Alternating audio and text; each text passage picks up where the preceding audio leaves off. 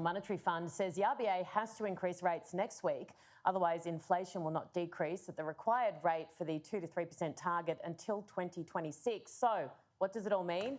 And what will the new governor do? To answer those questions and maybe more, Leith Van Onselen joins us. Leith, great to see you. What does it mean and what will the new governor do?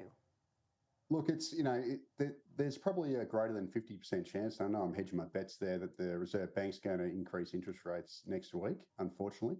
So basically, since the last time I spoke to Erin, there has been a few changes in the rhetoric. The Reserve Bank minutes came out and they raised concern that rents are rising quicker than they expected. Also, we've got rebounding property prices, and that's, of course, caused by this extreme population growth we've got. And also last week's CPI data, the inflation data came out hotter than expected. And today the retail sales data came out hotter than expected. And what that actually showed was that retail sales in volume terms rose by 0.2% over the September quarter. Now, the population is of course grew by about 0.6%. So what that basically tells you is that the Reserve Bank's rate hikes are cutting expenditure in the economy, but we've got this sheer weight of volume of people coming in that's still pushing demand up. And that's one of the reasons why I've got this inflation problem that's quite stubborn.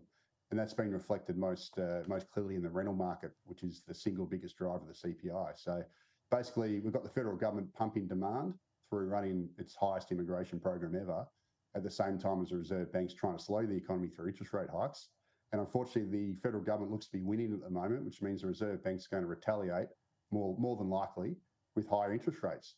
The only thing probably stopping the RBA from hiking is the fact that Treasurer Jim Chalmers came out last week and basically warned against it. And we've obviously got a new governor, so he's sort of thrown a bit of a test at her and threatened the independence of the RBA. So we'll have to wait and see what happens. But the data certainly warrants probably another rate hike, unfortunately. Yeah, I was going to say that to you. Given what Chalmers said and given the supposed independence of the RBA, are they as independent from government as we thought? And what will the decision tell us about that?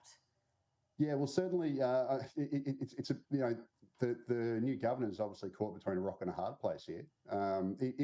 If Michelle Bullock does raise interest rates next week, obviously she's going against the Treasurer, which is, they're supposed to be independent. But if she doesn't, she will get attacked by bond markets, economists, etc., saying that basically she could be a puppet for the Treasurer. So basically, Jim Chalmers has put her in a bad spot, I think. And basically, he's gone against convention because the RBA is supposed to be independent of the government. Yeah, baffling. We'll watch with interest. Now, you wrote a piece today on macrobusiness.com.au about migrants settling into Western Sydney, and geez, you did not miss. Tell my viewers the crux of it.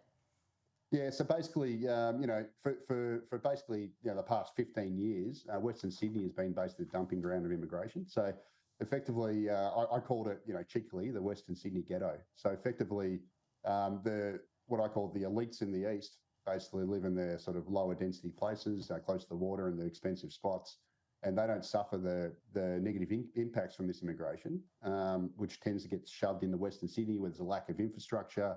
It's obviously a lot hotter in summer and colder in winter. It's not as the amenities aren't there, and it seems like the New South Wales government with their activity zone seems to be targeting the west for more dumping of migrants, while the wealthy suburbs won't be as affected, which I think is a sort of form of economic apartheid, and basically it's not sharing the load equally.